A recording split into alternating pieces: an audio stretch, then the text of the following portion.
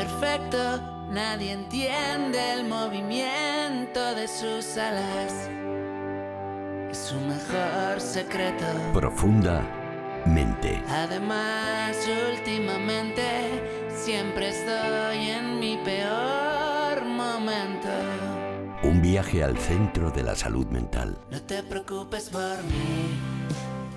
Por un momento crucé al otro lado y luché con esas bestias gigantes. Solo te quise decir que no dejé de creer, pero era grande la sensación de vértigo constante. Aviso para navegantes así de entrada. La palabra que define el tema que hoy abordamos en Profundamente no está de momento incluida en el diccionario. Es en realidad una palabra compuesta. Los especialistas la definen como, a ver cómo lo digo, sentimiento de repulsión hacia quienes sufren exceso de peso y se apartan de los patrones estéticos, digamos, ortodoxos establecidos, ¿no? Hoy hablamos en La Ventana, en Profundamente, de la gordofobia, de qué supone exactamente, de cómo abordarla y también de sus consecuencias. Hay que decir de entrada, y creo que es una obviedad, que la imagen personal tiene ahora mismo una relevancia como nunca había tenido a lo largo de la historia. La imagen es la que triunfa en las redes, pues suele ser lo que llamamos la normativa, la que responde a los cánones básicamente de la publicidad. Cuerpos delgados, estilizados, musculosos, muy en forma, ¿no? Rostros sonrientes, expresiones de felicidad. Parece imposible que una vida no pueda guiarse por esos parámetros, ¿no? Bueno, hay muchas formas, dicho esto, hay muchas formas de hacer sentir mal a alguien por su aspecto físico, muchas formas, pero todas hacen daño y todas tienen consecuencias en la salud mental. No es lo mismo, por ejemplo, encajar un insulto, un desaire o una broma con mala baba a los 15 años que a los 40. Pero tampoco depende solo de la edad. Depende del momento en que te pille, en tu momento vital, ¿no? Estás en una época de fortaleza o de debilidad. En cualquier caso, identificar qué está pasando suele ser el primer paso para hacerle frente. Así que hoy vamos a conocer cómo han hecho frente a la gordofobia 3 personas de proyección pública y de sectores muy distintos. Vamos con el primer perfil, Maika Ávila, buenas tardes. Hola, ¿qué tal? Buenas tardes. Comunicadora, nacida en Bilbao, de 42 años y autora de La vida a mordiscos, recetas para rebeldes que no siguen recetas. Comenzamos a verla en 2009 en televisión. En 2014, cuando ganó unos kilos, las redes sociales se llenaron de comentarios agresivos sobre su aspecto físico. Dijo entonces que la sociedad estaba enferma si la noticia era que ella había engordado. Percibió también un cambio de paradigma. Había llegado el momento de hablar abiertamente de la gordofobia, de la tiranía de ser juzgados continuamente y de las consecuencias que acarrea. Explica que ahora mismo su salud mental está bien, pero sabe que mañana puede no estarlo y que no pasará nada por llamar de nuevo a la psicóloga que tanto le ha ayudado. Daniela Asera, buenas tardes. Esta misma tarde voy a la psicóloga. Mariela, sí, a las 4 me tienes allí. A las 4. O sea, sigues yendo. Sigo, bueno, mira, vuelvo a empezar. No pasa nada, tampoco es volver a empezar porque ya llevo muchos años con ella. Llevaba quizá desde el confinamiento que no la veía. Y bueno, me noto un poquito más baja de lo habitual. Acabo de terminar otro libro que se llama Mujer tenía que ser, para todas las que estamos hasta el coño. Y sinceramente, pues me ha dejado drenada y me voy corriendo a que me hagan ayuda profesional, ¿no? He de decirte que recuerdo perfectamente lo de 2014, porque es algo además que comentamos aquí en la radio y en muchos lugares, y ya por aquel entonces no conseguía entenderlo. No sé si tú con el paso del tiempo has conseguido definir lo que es exactamente la gordofobia, porque yo he citado estas palabras así de los técnicos, pero tú que la has sufrido directamente, ¿has llegado a entender lo que es? ¿Qué activa? ¿Qué mecanismos se ponen en marcha para hacer eso? Yo creo que dime que tienes miedo y te diré, dime qué criticas y te diré a qué tienes miedo, ¿no? Entonces muchas veces la gente que te hace bully, la gente que te hace hater, muchas veces es porque tiene pánico a convertirse en lo que tú representas. No sé los demás que están aquí, que van a hablar, que obviamente vienen de otros campos, pero yo he sido una maciza normativa. Yo he estado muy buena. Me encanta eso. Maciza normativa, está bien. Sí, maciza normativa. Yo me cortaban las faldas a ras de coño. O sea, yo he ido muy cortita en horarios muy golfos. Entonces, ¿cómo osaba? Y esto me ha costado tiempo entenderlo. ¿Cómo osa una tía que es una maciza normativa decir, aunque ha engordado, ella se sigue viendo guapa y que no va a adelgazar? Esto no entraba en 2014 en la mente de la gente. Ya. ¿Cómo no te pones corriendo en una dieta X o Z? ¿Cómo osas, ¿no? Pudiendo estar buena, decidir No. por tu salud además, en este caso, engordar. ¿Por qué nos has dicho que ahora has tenido como un bajón o que Tengo muchos, pero yo creo que es normal. hay altibajos? Claro, la salud mental Vale. no es, la vida no es una línea recta. Hay momentos que necesitas ayuda, que igual que te rompes una pierna, vas al médico, pues cuando Ajá. me veo que tengo unos pensamientos que yo le llamo de centrifugado, que no avanzo yo sola, con las herramientas que tengo ya, porque llevo muchos años en terapia, pues oye, pues chica, pues llamo el teléfono y digo, María, la nena, que voy. Y ella, pues, me da hora. Maika, segundo perfil. A ver, es diputado en el Congreso, tiene 40 años y se presenta en su página web como un catalán que defiende el independentismo en castellano. Empezó en 2014 en asociaciones como Sumaté y la Asamblea Nacional Catalana. En octubre de 2015 se convirtió en candidato al Congreso por Esquerra Republicana para las elecciones del 20 de diciembre. Se crió en Badalona, en una familia procedente de Andalucía. Fue en febrero de ese año cuando explicó, cuando ha explicado en su programa de entrevistas de La Fábrica, que al comenzar en política engordó. Dijo que nunca había tenido problemas de este tipo, que tras un pleno en la Cámara que se puede alargar hasta 12 horas, lo que te apetece luego es salir a evadirte un poco. Cogió unos 15 kilos y pronto comenzaron a llamarle gordo en diferentes medios y redes. Aún hoy se lo siguen diciendo, a pesar de haber perdido esos kilos. Nunca me había pasado, dice, y es jodido. Gabriel Rufián, buenas tardes. Muy buenas. Bienvenido a La Ventana, ¿cómo Pues estás? un placer. Estás muy bien. Bueno. Hijo, ¿pero estás jodido todavía? No, sí que es cierto que, claro, yo no tengo un pasado, más bien al revés, ¿eh? No tengo un pasado jodido en la infancia, víctima de bullying o de críticas, no. Y sí que noté, pues, un cambio que se añade al hecho de que bueno, pues tienes una presencia pública, tienes una repercusión pública muy determinada. Yo siempre digo que la diferencia con nuestro trabajo respecto a otro es que pues cuando lo haces bien te aplauden y cuando lo haces mal pues te critican en lugar de los 30, 40 de la oficina, sino pues miles de personas, ¿no? ¿Y eso cómo se lleva, Gabriel?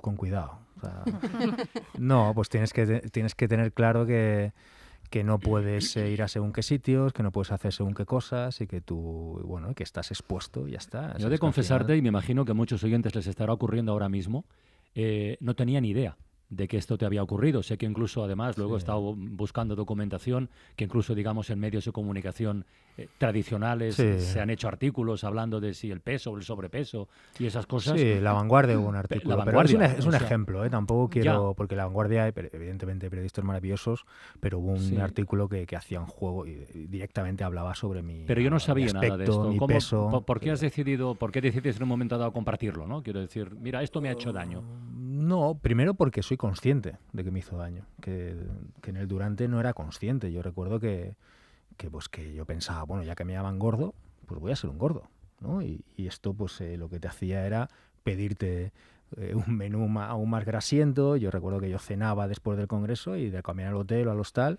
me pedía más comida, ¿no? Y te castigabas a ti mismo, ¿no? Pero aún a día de hoy, yo en las redes sociales, hay 30, 40 notificaciones diarias en las que me llaman zampabollos, gordo, con fotomontajes, sí. Y además es que a mí no me gusta el dulce. Y siempre Y te llaman zampabollos. y me dan zampabollos que me hace como gracia. No, pero bueno, quiero decir, cuando estás tan expuesto como estamos nosotros y nosotras, como cualquier otro ámbito público, pues bueno, la gente inventa y sí, en este caso, pues vamos, es bastante jodido. Yo porque no lo había vivido. Tercer perfil, Maika. Nació en Sabadell en 1995. Se confiesa fan de las croquetas, los hipopótamos y yo añado que también de los escenarios. Ahora está en Madrid con la obra Gordas junto a Teresa López. Escrita y dirigida por Carlos Mesa, la obra reivindica el derecho a ser diferente. No necesita las tablas para llegar a su público que le sigue en tromba en las redes sociales. Cuenta que durante años no supo valorar lo bueno que había en ella, ni siquiera lo bueno que le daba la vida. Actriz, cantante, modelo, sostiene que ser auténtica en un mundo que te empuja constantemente a encajar en cánones imposibles es un acto de amor revolucionario. Ha escrito el libro Acepta y vuela, de odiarme a amarme sin medida. Precisamente explica que con lo que más disfruta es con un buen libro, un atardecer en silencio y unas risas con la gente que quiere. Mara Jiménez, buenas tardes. Muy buenas, ¿qué tal? ¿Cómo Me estáis? sumo a eso último, para Hombre, ser claro. feliz. Esas tres. ¿Qué, Sí, estás ¿no? ¿Qué estás leyendo ahora, por cierto? ¿Qué libro tienes entre Pues manos? ahora mismo estoy leyendo uno de María Esclapez, que es maravilloso, que se llama Me quiero, te quiero. Es un libro que ha salido hace muy poquito, que habla sobre las relaciones, la autoestima. Siempre estoy leyendo cosas así, la verdad. ¿Algún punto en común con lo que has escuchado de los otros dos invitados? Bueno, por supuesto, yo creo que al final todos de alguna manera compartimos puntos en común, ¿no? Aunque la diferencia de edad, aunque la diferencia de contexto, ¿no? sea otra. Yo creo que al final todas las personas que habitamos un cuerpo gordo compartimos muchísimas vivencias parecidas en cuanto al sufrimiento o a esa vergüenza corporal, ¿no? O a ese miedo a exponernos, o incluso lo que decía Tania, ¿no? Como esa obligación moral que sientes por cómo no quieres adelgazar, ¿no? Yo creo que al final todos compartimos bastantes vivencias. Yo te he leído por ahí por algún sitio que insiste mucho en fijarse en los niños y adolescentes, que son los que más sufren por el estigma corporal. Antes decía Gabriel Rufián, yo no tengo un pasado de esos, pero sí hay mucha gente que lo ha tenido. Claro, yo soy una niña gorda y una adolescente gorda. Yo desarrollé un trastorno de conducta alimentaria con 13 años porque a los 9 a mí ya se me estaba diciendo lo que podía comer y lo que no, ¿no? A mí ya se me hacía bullying en el colegio. Entonces, ¿A yo los como 9 años? Sí, en cuarto de primaria. Yo como niña gorda, yo sí he vivido eso, ¿no? Y entonces, yo, por ejemplo, ahora una parte de mi activismo y de mi divulgación en redes consta en estar en centros educativos, que es una parte que me gusta mucho, ¿no? El dar charlas en colegios, poder estar con los chavales, y ves el sufrimiento, o sea, ves que es una realidad que no podemos seguir negando ni podemos seguir mirando hacia otro lado, porque yo hace unas semanas estuve, por ejemplo, en A Coruña con casi 400 alumnos de todas las edades, y ya había niños que salían a las dinámicas que hacíamos y decían, es que yo no veo nada bueno en mí, y tenían 12, 13, 14, 15. Esos no son los que van a ser los adultos del futuro, es que representa que están en su mejor momento porque todavía no tienen ni que pagarle a Hacienda, o sea, te quiero decir, están en el mejor momento de su vida y sin embargo están sufriendo porque la sociedad les dicta cómo tienen que ser, y cuando no son de esa manera sienten un dolor y estamos potenciando todo el tiempo ese dolor. Yo cuando decía antes que lo de la imagen juega un papel más importante que en el resto de la historia que conocemos, estos dos últimos días que venimos hablando mucho de lo del final de las mascarillas obligatorias, nos sorprendió ya desde el lunes que nos llamaron en directo madres y padres diciendo, mi hijo de 9 años no se quiere hacer nada porque dice que es feo. Sí. Que no quiere que le vean así. Claro. Digo, bueno, esto no sé si hace 20 años hubiera ocurrido, no si hubiera habido una pandemia, no tengo ni idea, pero bueno, déjame incorporar a la conversación a nuestro psiquiatra de cabecera, Jesús de la Gándara. Jesús, buenas tardes. Hola, buenas tardes. Antes de pedirte que primeras conclusiones, él siempre toma notas, está como en la consulta, de lo que han dicho los tres. Sé que la gordofobia tiene un nombre clínico que se llama pocrescofobia. No sé, ¿eso aporta algo o simplemente lo dejamos como anécdota ahí? Lo dejamos. Entonces, definimos lo que es fobia y gordofobia. Bueno, para empezar, gordofobia no existe como término científico. Es un término coloquial y público, pero no es un término científico. De hecho, estrictamente no se puede decir que la gordofobia sea de lo que estamos hablando, porque fobia a la gordura es lo que parece una persona con anorexia nerviosa, miedo patológico a engordar. Eso es gordofobia. Pero bueno, públicamente lo hemos aceptado porque se comunica bien y la entendemos todos y ya está, ¿eh? Pero la palabra técnica habría que buscarla de otra manera. La cuestión de la manía, del odio hacia la persona gorda, pues entronca con las actitudes sociales y la historia de la belleza, que desde los griegos para acá pues ha evolucionado de diferentes formas. Así Pero ¿cómo se fija desde el punto de vista psicológico lo que es un canon de belleza? Tú que has estudiado toda la historia, además tienes un libro de 2013, El síndrome del espejo, que habla de eso. ¿Cómo se fija eso? ¿Quién decide eso? El primero que se fija, la primera vez que se fija es con la imagen de los héroes griegos. Los héroes griegos tenían una virtud, la kalokagatía, que significa belleza y bondad. Y la belleza estaba asociada a lo atlético. Y ya está, ahí se fija por primera vez. Después evoluciona de acuerdo con las hambres. Cuanto más hambre en las sociedades, más aproximación a la gordura, menos miedo a la gordura. Cuanto más suficiencia y más exceso de alimentación, etcétera, pues más odio a la gordura. Y esto ha ido evolucionando, pues por ejemplo en el Renacimiento, en el siglo XVII, ahora, etcétera.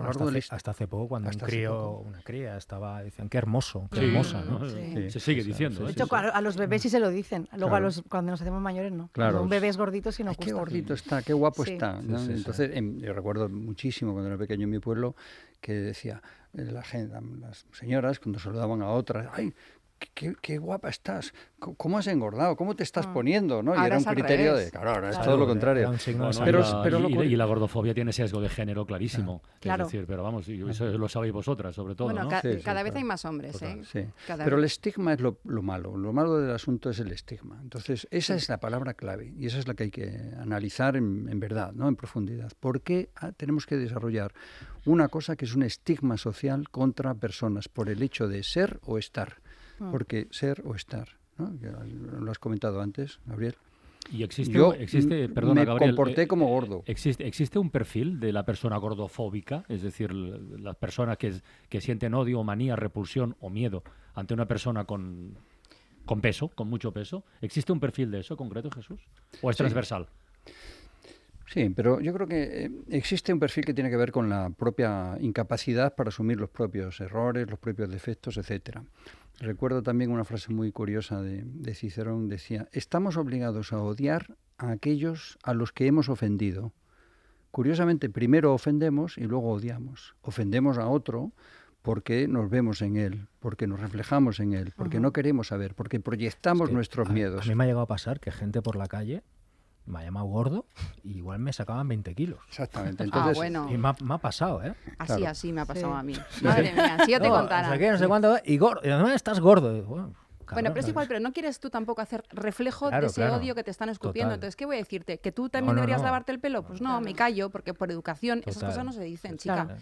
Pero de todas maneras, yo quería hablar, que me parece muy interesante, de la cultura de la inmediatez y la ligereza en la que vivimos, en la que Ajá. todo el rato tenemos SMS, bueno, las redes sociales ni qué decir tiene, que todo lo rápido es bueno, todo lo ligero es bueno, y todo lo que es pesado, todo lo que es lento es malo. Lo intensito. Ahora Ajá. es lo intensito. Entonces parece, gracias a Dios, vuelve el slow food, vuelve el slow living, vuelve el slow love, vuelve todo lo slow, que me alegro. Creo que la pandemia va a tener ese pequeño matiz positivo, que vamos a volver a las gallinas, como quien dice, en todos los aspectos.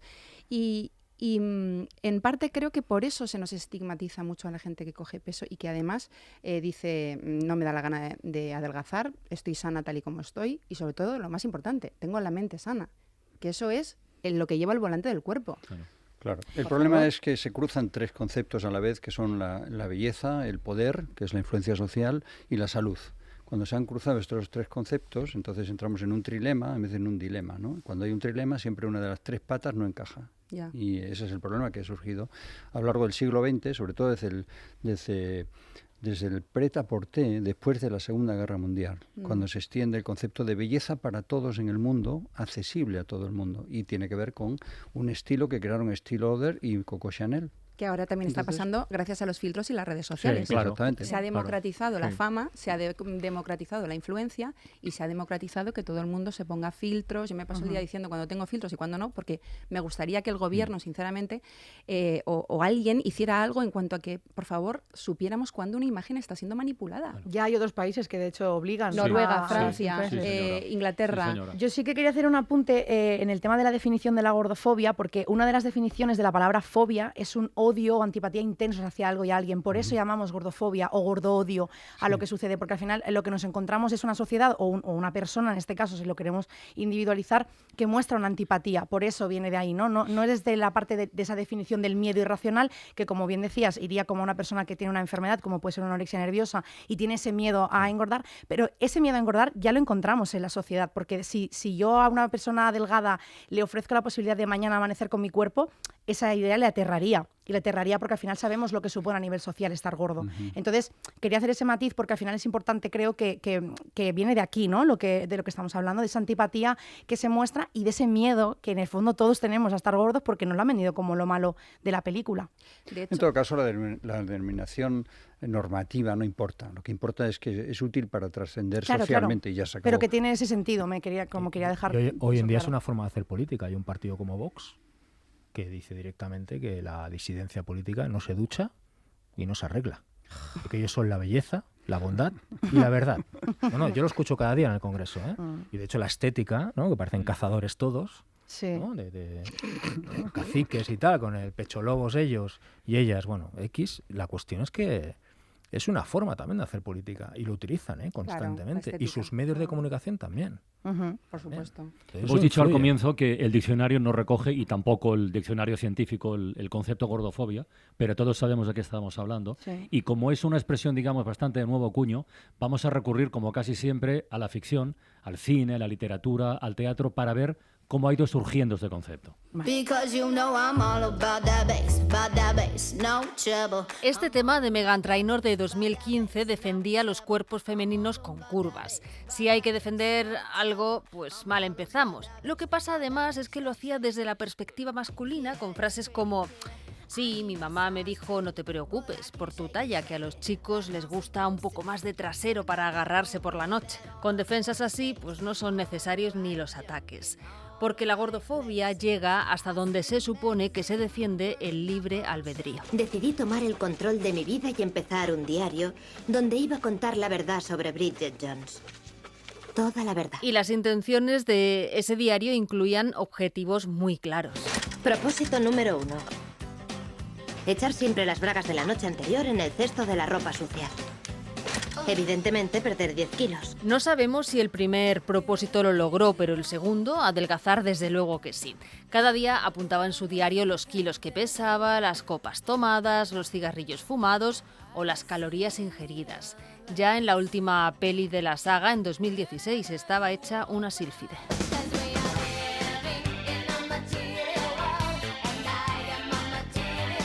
Perdamos odio, no peso es el grito de guerra de Virgie Tovar, que en su libro Tienes derecho a permanecer gorda dice: mi vida no me resultaría más fácil si estuviera delgada. Mi vida sería más fácil si esta cultura no estuviera obsesionada con oprimirme porque soy gorda. La solución a un problema como la intolerancia no es hacer todo lo que esté en nuestra mano para que el intolerante se sienta bien. La solución es librarse de la intolerancia. Estela, esto es precioso. ¿Lo has hecho tú? ¿Para quién es? Es para ti. Vamos, Estela, sabes que no es de mi talla. Lo he cortado especialmente para ti. Estos vestidos no son solo para las chicas delgadas. Este es tuyo. He gastado mucho dinero en el tejido. Cállate. Oh, miña macoña, miña torcida, miña querida, miña galera. En Las mujeres de verdad tienen curvas, de 2002, Ana, la protagonista adolescente, tiene que luchar contra un doble estigma, unos kilos de más y ser latina en Estados Unidos. De Sancho Panza a Tony Soprano, pasando por el Piraña de Verano Azul. Personajes masculinos de ficción gordos ha habido siempre, femeninos pocos o ninguno. En Gordos, película de 2009, hay hombres y mujeres que luchan contra su cuerpo. Habla de los excesos y carencias de la vida, los complejos, fobias, obsesiones, traumas, miedos, culpa y deseos. ¿Y esas pastillas funcionan? Si funcionaran no estaría así. Yo las tomé durante una temporada y lo único que conseguí fueron unas tremendas diarreas y ponerme histérico. ¿Qué le metíais? Nada. Todo natural. No afectan al carácter. ¡Yo no tengo la culpa que estoy gordo, cabrón! ¡Gordo! Te aportan energía para lo que es la vida diaria. La vida diaria en los años 70 y 80 que retrata en Maricón Perdido, Bob Pop. ¿Y me has llamado? Mentiroso, maricón y gordo. Pídele perdón. Dicen que si eres diferente vas a acabar mal. Diferentes somos todos, aunque nos empeñemos en perpetuar los llamados cuerpos normativos. Pero para cambiarlo hay que comenzar primero por las cabezas. Yo nací para ser perra, por favor, dejadme serlo, pero no quiero llevar nunca el bozal.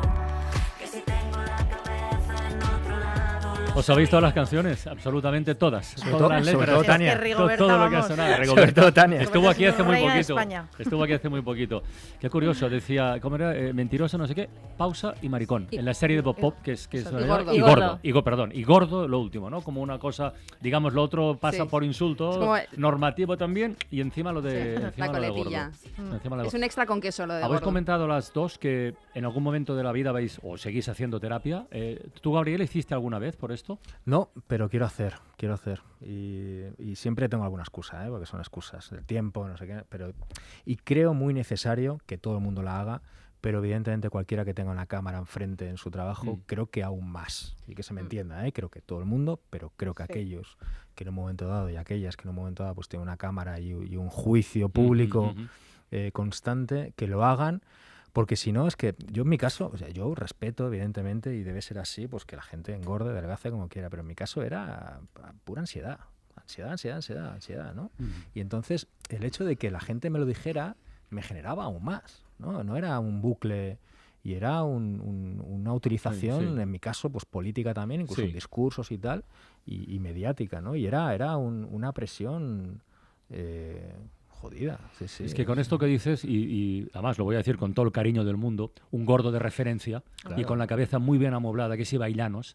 Claro, Ibai, tú lo ves y dices, coño, tiene 9 millones de seguidores, en la vida le sonríe, tiene un exitazo que no sé qué. Que le llamen gordo le tiene que dar más o menos igual. Pues él cuenta que no es exactamente así. Tú te lo puedes tomar con humor cuando te llaman gordo, cuando te llaman tal, pero hay un momento, gente, donde ya el humor, o sea, aunque tú te lo tomes con humor, hay comentarios que duelen, sobre todo cuando son hirientes y cuando son realmente, coño, cuando te van a hacer daño.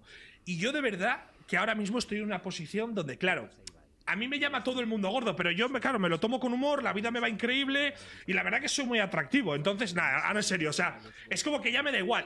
Pero claro, a mí esto me pilla con 18 años y pues es que incluso ahora, o sea, es que hasta incluso ahora, o sea, hasta ahora que me lo tomo con humor y en plan, venga, va, estoy gordo, hacemos bromas, me llamas gordo, te doy la mano, que me lo tomo con humor, yo voy al jacuzzi con Reven y me da un poco de vergüenza quitarme la camiseta. ¿Entiendes? Y mira que Reven es una persona con la que él ha llorado en mi hombro. Pero no sé si os pasa a los que tenéis sobrepeso, que hasta incluso con las personas más cercanas, tío, no te sientes cómodo con tu cuerpo. Entonces, luego está la otra parte, que estos ya son los gilipollas absolutos y oficiales, que te dicen, si estás gordo es porque comes mucho. Te daba 2 hostias que engordabas tú. A ver, pedazo de gilipollas. A ver, pedazo de gilipollas. Si adelgazar fuese tan fácil, no habría ningún gordo en el mundo. El tema es que hay gente con sobrepeso, coño, que no. Es decir, para ellos es muy difícil adelgazar. Porque no tienen una rutina de alimentación buena, porque les da vergüenza ir al gimnasio, porque van al gimnasio y hacen ejercicios de mierda, porque a mí me ha pasado, voy al gimnasio y hago ejercicios que no me entero qué ejercicios estoy haciendo, lo haces mal. Bueno, se puede decir más alto, pero no más claro, ¿eh? Desde luego. Sí, yo sigo pensando que el debate nunca debería estar en por qué una persona no puede adelgazar. O sea, es que yo creo que debemos aceptar ya de una vez que la diversidad corporal existe. Y por eso antes se hacían esculturas de mujeres gordas como sinónimo de atractivo, y por eso mi abuela Virtudes, con 91 años, me dice que en su época yo hubiera sido la reina del mambo, porque yo hubiera sido la pudiente que tenía dinero para comprar comida, y ella, que era la delgada, era la que vivía en el campo, ¿no? En Andalucía, y no tenía dinero para comer. Entonces es como, ¿no? Creo que el debate tiene que dejar de estar en hay gente que le cuesta mucho adelgazar. No, es que el respeto hacia una persona no debería ir en si puede adelgazar o no, o incluso en el estado de salud, que es algo que nos encanta, ¿no? Como ese salutismo de falsa preocupación hacia la salud de los demás. Si realmente nos importa la salud de los demás, estamos impactando negativamente en su salud, no solamente mental, sino física, porque esto está demostrado que los estados de inflamación, como bien decía ahora Gabriel, no es ansiedad, a ti se te acentúa con ese estigma de peso. Entonces, si tanto nos preocupa la salud de las personas, ¿por qué seguimos estigmatizando Es que en tu caso, cuerpo? además, y eso lo has contado, estuviste durante 12 años con una especie de pausa habitual, porque Claro. no aceptabas el cuerpo que tenías y querías otro. No, claro. ¿Y cómo sales del bucle? ¿Cómo pudiste salir de O ese sea, bucle? yo acepté a una temprana edad, con 10, 11 años, yo entendí que hasta que no adelgazara no iba a ser feliz, ni nadie me iba a querer, porque entonces me decían que con ese cuerpo nadie te va a querer, que no, como que nunca iba a ser apta y válida. Yo siempre había tenido la vocación artística, yo empecé a estudiar teatro musical, pero yo pensaba, no, es que hasta que no adelgace no me va a coger nadie, porque ¿quién va a querer coger a una gorda en un...? O sea, estoy trabajando ahora con 26 años por primera vez como actriz, primero porque yo misma no confiaba en mí en todo ese tiempo, pero además porque me he tenido que enfrentar a muchos ¿no? En los castings, porque al final pues nunca encajas en el perfil, que es un poco lo que reivindicamos en la obra que estoy haciendo ahora. Entonces, yo durante esos 12 años que me diagnostican el TCA, la gente no se creía que yo estaba enferma. Porque si yo os pregunto qué imaginario tenéis de un TCA, seguramente es una persona en infrapeso, una persona muy delgada, pero existe el TCA en las personas gordas. Y entonces yo durante 12 años he sido una gorda intentando adelgazar, ya está. Entonces hacía todas las dietas que había en el mercado, se me alababa la pérdida de peso, ¿no? Se me instaba a seguir adelgazando, pero la gente no se daba cuenta que yo estaba enferma. Y que a mí, igual que a Gabriel lo que decía de que le acentuaban su ansiedad, a mí me acentuaban mi TCA cada vez que me decían tienes que perder más peso, qué guapa estás porque has perdido peso. Entonces, para mí esa edad, que ha sido mi adolescencia y mi primera edad adulta, ha sido un infierno, porque nunca, era como que vivía una vida de prestado. ¿Cuándo cambio el chip? Cuando me doy cuenta de que estoy teniendo ya una vida adulta, no tengo lo que siempre me habían prometido que era la felicidad, que es pues tu casa, tu pareja, tu no sé qué. y sigues sin ser feliz. Y ¿Quién te sigues... ayuda, Mara? ¿El entorno cómo reacciona en estas situaciones? Bueno, reaccionan regu, porque Depende, ¿no? claro, sí, depende de la persona, porque al final yo entiendo que las generaciones pasadas vienen de un contexto muy diferente en el que no se hablaba de salud mental y era la fuerza bruta y el trabajar y ya está. En este caso, mi pareja fue la que más me ayudó y me hizo darme cuenta de que ya no solo me estaba fastidiando a mí, sino que le estaba jodiendo muchísimo a él, porque Claro. no entendía lo que estaba pasando. Y ahí fue cuando decidí buscar ayuda y darme cuenta de que mi TCA seguía ahí, porque yo misma había negado mi enfermedad durante mucho tiempo, porque era eso, una gorda queriendo adelgazar, lo que se me exigía. O sea, a mí se me decía con 14 años, nuestra ley de vida es cerrar la boca y adelgazar. Entonces, tú creces con eso. O sea, creces con eso hasta que no se cumpla, no vas a parar, ¿sabes? Claro, tanto Gabriel como tú, Mara, habéis incidido en un aspecto muy, muy importante que tiene que ver con la repercusión de la adiposidad. Es decir, que siempre se ha considerado que la adiposidad es el factor de riesgo principal de la obesidad, pero no, realmente la cantidad de grasa que tiene tu cuerpo. Vale. Entonces resulta que no, que ahora mismo los factores de riesgo mejor definidos son el hecho de tener adiposidad y el estrés añadido a la adiposidad. Totalmente. Y eso es lo que determina que eso sea patológico y sobre todo las repercusiones sobre la salud física y mental. Y ahí viene un tercer concepto, que es que cuando la adiposidad se convierte en gordura y la gordura en enfermedad mental, entonces tienes 3 estigmas. El de la dieta, no adelgazas porque no quieres; el de la gordura, no eres correcto estéticamente; y el de la enfermedad mental, estás chalao, estás loco, no tienes voluntad, eres mala persona. Entonces esas 3 cosas son lo peor que puede suceder en el mundo. Claro. Yo soy súper buena persona, para empezar. No, pero es que lo sé, o sea, me consta. Y aparte de ser muy buena persona, yo en vuestro caso, todos los casos son distintos obviamente, pero yo siempre he sido una niña delgada, he sido una niña normativa, entre comillas, porque ¿qué es normal? Aparte de una lavado de la lavadora, hay poco más normal. Pero sí que es verdad que para mí fue la maternidad. La búsqueda de la maternidad, dejar un hábito horrible como es el tabaco, engordar unos saludables kilos, no conseguir quedarme embarazada ni el primer año, ni el segundo año, entonces me dio por comer, por jalar.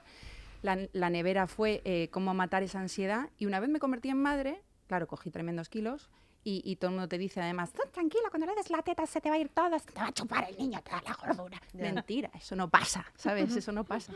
Al revés, te da por comer más carbohidrato, más espagueti, más nata y más queso. Entonces, abreviando, para mí se convirtió en una manera de convertirme en invisible. ¿Cómo es eso? A ver, Con cuéntame. cada gramo, con cada kilo, con cada comida que yo ingería, que a mí sí que me gustan los dulces, Rufián, la verdad que me convertía en cada vez más invisible, cada vez menos apetecible para el campo donde obviamente trabajo, que es la imagen. Y era una manera de revelarme, porque la maternidad es muy solitaria, es muy deprimente en muchos casos, es muy, ¿cómo se dice? Te separas del grupo, ¿no? Excluyente, digamos, y una manera de revolucionarme contra la cantidad de haters que tenía y la cantidad de gente que me decía obesa, muérete, que ha ocurrido. Obesa, muérete. Obesa, muérete, Sí. foca, sí, de todo. Córtate las venas que estarán mejor. Pues mi manera era, ¿sabes qué? Pues me tomo otro Ferrero Rocher, sponsorizado por tu comentario. Pero esa manera de afrontarlo frente a las redes, como poniendo la cara y siendo valiente y de chula, digamos, me engordaba cada vez más. Y entonces llegó un punto en el que ya estaba se llaman los primeros como porcentajes de la obesidad, ¿no?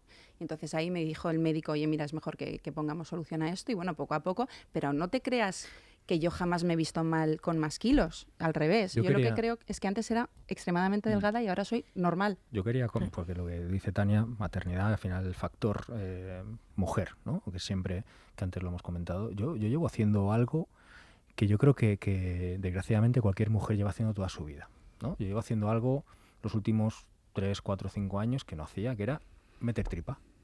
Meter tripa cuando estoy, sobre todo en un sitio público. Las fotos y eso, Para ¿no? que no me saquen una foto después de comer con el barrigón, porque entonces ya, pues bueno, pues eres un gordo, no sé qué, que bien vives en Madrid, bueno, etcétera, etcétera. La cuestión es que me parece terrible. O sea, es de una presión que yo ya tengo interiorizada, brutal, pero que yo vivo hace 4 años. Y que yo creo que cualquier mujer, desgraciadamente, bueno, cualquier, que se me entienda, casi ¿eh? todas. O sea, Sí, es que casi todas, sí. creo que está en el tuétano de sus cabezas, ¿no? Porque les han dicho, no, es que tienes que meter tripa, que la tripa no sé qué. En cambio, un tío, bueno.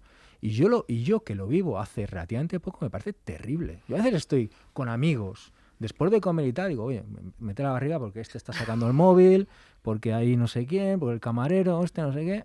Pero me parece, en el caso de la mujer, sin el componente público, toda la vida haciendo eso. Te voy a dar un consejo. Ese es el espejo social, ¿no? Toda la Realmente vida. esa fue la causa de que escribiera este libro. Claro. Porque ponme un espejo en la puerta de casa, porque así me echo un último vistazo antes de salir. Entonces eso me dio la idea, digo, pero vamos a ver, de verdad nuestra imagen social, interna, etcétera, tiene tanto que ver con el espejo. Pero hay 3 tipos de espejos ahora mismo que son pantallas.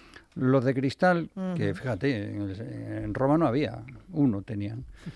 En segundo lugar están los espejos pantalla, que son todos negros y todos se convierten en ventanas y la hemos liado. Y es la ventana número 1 en estos momentos. Exactamente. Y en tercer lugar hay un espejo público que son los escaparates, donde está un modelo de estética que se vende y que todo el mundo pasea. Y el escaparatismo es tremendamente, porque por eso es por lo que tú metes barriga, porque hay muchos espejos y el espejo público se compone de los 3 a la vez y eso pues genera muchísimos problemas. Dicen los japoneses que tenemos 3 caras. Tenemos la cara para los demás, la cara íntima con los otros íntimos y la cara de cuando estamos solos. Entonces, yo en el libro que he escrito ahora, que también es sobre la cosificación a la que nos vemos sometidas las mujeres, sobre todo las niñas hoy en día con las redes sociales, que podríamos hablar de esto largo y tendido, pues otro melón, se divide, hay una brecha en las mujeres sobre todo, pero en los hombres seguro que también, donde te conviertes en la mujer que vive su vida y la mujer que está en el reflejo del espejo que te juzga. Que te juzga, que te está diciendo, gorda, no te comas ese pastel, o ¿por qué no tienes más fuerza de voluntad y estás en el gimnasio? O whatever. Entonces nos dividimos, estamos totalmente las mujeres acostumbradas a una dualidad constante. Escisión. Sí, exacto. Más que dualidad. Por eso es muy importante, dada la, en fin, iba a decir la preponderancia, la tiranía, digamos, de las pantallas y de la imagen, utilizar también esos recursos, como hace Mara, para publicar algunos vídeos de gente gorda haciendo cosas. Es uno de los más conocidos, que son maravillosos. Gente gorda haciendo cosas, dígame. Una chica gorda bailando feliz en TikTok. Vamos a verlo.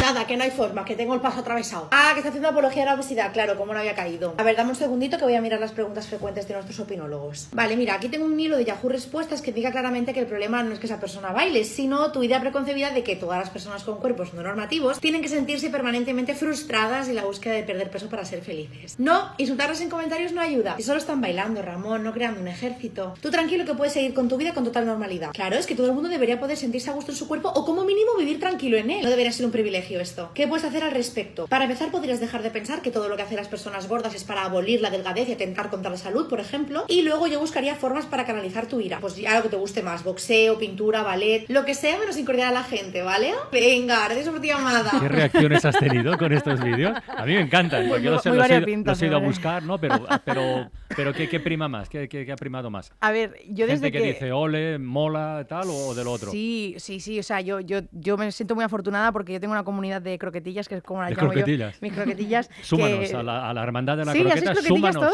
Venga, genial, súmanos, me encanta sumanos, qué bien. Pues nada, tengo una comunidad de croquetillas súper maja y realmente en este tipo de formato fue donde encontré que había mucha gente que necesitaba de alguna forma como ese cobijo. O sea, realmente este tipo de vídeos fueron los que me catapultaron en redes sociales y son los que han iniciado un poco mi activismo en redes, ¿no? Y me encontré mucha gente que decía, wow, qué forma, ¿no? de decir algo que llevo pensando muchísimo tiempo, qué forma tan ácida, ¿no? Qué forma tan directa. También es verdad que, claro, tienes la otra parte, que tienes que condensar una información que toca mucho el ego, ¿no? En un minuto. Entonces, claro, cuando el ego no está bien trabajado, pues sale el típico que te dice, ya verás cuando te dé un infarto por gorda, ya verás cuando te explote el corazón, a media llamada se le para el corazón, etcétera. Entonces, ha habido un poco de todo. Es verdad que este año y pico que llevo en redes me ha servido para curtirme mucho en eso y al final ver con muchísima compasión a una persona capaz de decir eso. Que al final el humor y la educación, ¿no? Yo creo que son son como dos bazas. Es una forma dos más. caminos. Sí. Y frente sobre al odio, todo... frente al odio, sonrisas. Total. Siempre. Sí. Ironía, siempre. Sí. Lo que más les jode. Total. Y ir mucho a los colegios también, ¿no? Esto que comentabas antes es relevante, porque es la manera, ¿no? Porque los niños al final lo que hacen es reproducir lo que los adultos y cuando decimos eso de qué lección me ha dado mi hijo hoy, es porque ha habido alguien que le ha dado una vuelta de tuerca a lo que el adulto creía que es lo que el niño ha reflejado. Yo creo que es una herramienta de cambio social potentísima que hay que utilizarla. Redes, colegio, humor y educación. Yo como último elemento de reflexión me parece que los tres habéis os habéis desnudado, habéis expuesto todo lo que tiene que ver con este asunto que llamamos la gordofobia.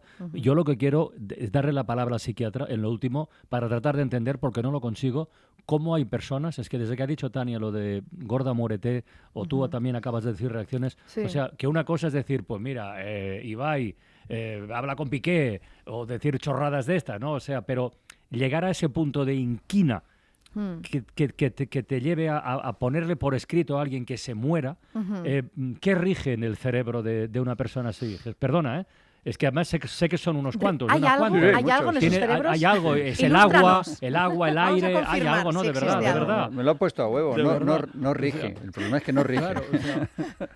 Pues hombre, lo que rige fundamentalmente es la proyección hostil de los miedos que tenemos los seres humanos. Los seres humanos tenemos miedos básicos. El miedo primero es la muerte y el segundo es la pérdida de la cabeza, y la gordura, la enfermedad mental, etcétera, representa la pérdida de autocontrol. La incapacidad para controlarte a ti mismo implica también la incapacidad para controlar a los demás, para juzgar a los demás, para convivir con los demás, etcétera. Por lo tanto, todo lo que tiene que ver con la pérdida de autocontrol lo proyectamos sobre los demás con miedo. Y ya está. Y el autocontrol del peso, el autocontrol de la alimentación, el autocontrol de una vertiente pública, que es la imagen, pues es muy significativa desde los años 50 del siglo pasado para acá, especialmente en los últimos años. Hay una palabra muy curiosa en alemán que es Kummerspeck, que significa la alegría y la pena, la tristeza del tocino, de la grasa, ¿no? Que es exactamente lo que tú estabas contando en tus vídeos, ¿no? Eso es lo que hay que contraponer. Pero a mí me parece que el trabajo que hay que hacer a nivel social, a nivel de comunicación, a nivel político, etcétera, es desde el principio eliminar el estigma de la gordura en los niños, porque todo lo demás está perdido. No nos olvidemos de eso, ya está.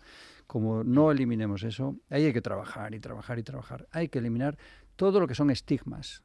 Yo, humildemente, sin tener ni puñetera idea más que como madre, me parece que deberían de abrir la mente, sobre todo los colegios y la educación, en cuanto a que, como es una realidad que las redes sociales no se van a ir, de hecho, va a ir a peor. Hombre, claro. Pues antes de ir a mejor, iremos a peor. Sin ninguna duda. Efectivamente. Claro. Que empecemos a darles a los niños en los colegios, pero también los padres, obviamente, tenemos parte de razón, porque al final aprendes de tus padres más que del cole. Pero bueno, la cuestión es que tienen que aprender herramientas de gestión emocional, de exposición, porque van a estar expuestos, porque al final ser famoso es un poco como vivir en el instituto americano de la sitcom, de todo el rato, es agotador, ¿verdad? Para lo bueno Chicas y para malas lo todo el malo. rato. Sí, que hablen de ti, ¿no? Que hablen de ti, sea bueno o sea malo, pero que hablen de ti. Bueno, pues ser adolescente es eso, con doble ancho de banda, y encima es cuando el cuerpo cambia de ser un cuerpo de niña, de que corre como una niña y corre súper rápido, ¿no?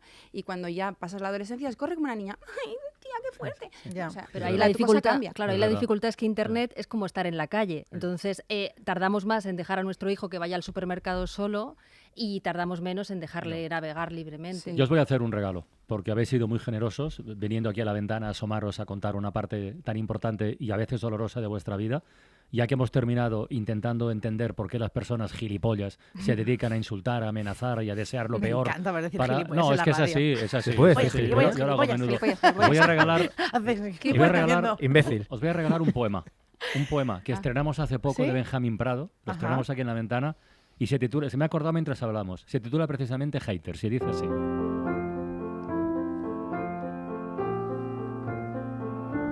Qué triste es esa gente que vive para odiar y solo baila alrededor del fuego si está hecho con leña de árboles caídos. Cavan tumbas, lideran cacerías, aprenden a leer en las lápidas, aúllan como fieras presas en una red y les gusta soñar que donde pisan nunca más volverá a crecer la hierba. La ira los recorre hueso a hueso. Sus pasos les conducen a lo que llamó Dante el lugar en que ya al sol no se le oía, y allí buscan las sombras por no ver lo que son. Atacan en manadas. Solo se sienten alguien si usan un nombre falso, y en un drama de Shakespeare serían el traidor que pone al rey que duerme veneno en el oído. Se dejan arrastrar para fingir que viven, como las cosas muertas cuando las mueve el viento, y creen que romper la caracola hará callar al mar. No hay que perder jamás el tiempo en contestarles, porque luchar con ellos te vuelve uno de ellos y alguien peor que tú. Todo el que se mira en un espejo roto ve en su cara la misma cicatriz. Yo, que me maravillo con quien piensa unos versos y pone el silencio a trabajar, quien ve la estatua rota y la imagina entera, quien ve en el libro abierto un pájaro en la mano, me da pena esa gente que no admira nada, que no sabe ser la otra mitad del cuadro, el poema o la canción.